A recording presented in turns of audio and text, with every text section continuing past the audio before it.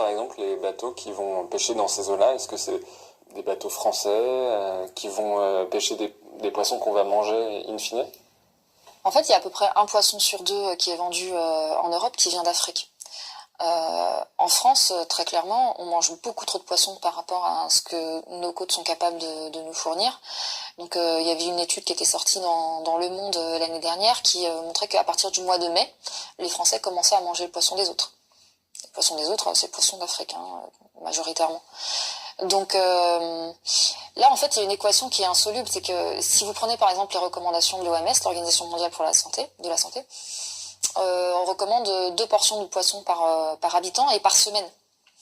Donc si vous appliquez ça à la population humaine, logiquement, on atteint le double de ce que l'océan contient en poissons.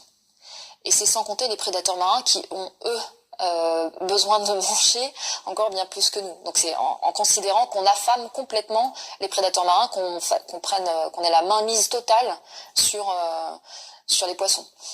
Et c'est de toute façon pas jouable. Il y a une forme de prise de conscience par rapport à la consommation de viande. Et pour les poissons, c'est beaucoup plus compliqué. Et d'ailleurs, il y a des gens qui renoncent à manger de la viande et qui se rabattent sur le poisson. C'est pas du tout une bonne idée. Pas du tout, quoi. Et c'est difficile, en fait, de sensibiliser là-dessus. Mais quand vous avez même des organismes comme l'OMS qui vous expliquent que oui, il faut manger deux fois du poisson par semaine, comment vous voulez vous y retrouver? Et puis il y a aussi cette floraison de labels MSC, Friend of Sea et compagnie qui sont là en fait pour décomplexer complètement le consommateur, parce qu'il y a quand même cette prise de conscience où on se dit on se rend compte qu'il y a des problèmes avec certaines espèces de poissons. Donc comment est-ce qu'on continue à en manger de façon responsable, durable?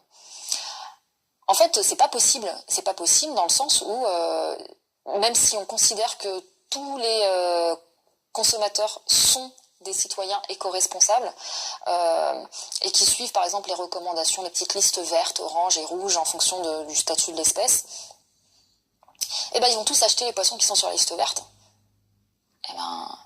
Demain matin, ils passent au rouge.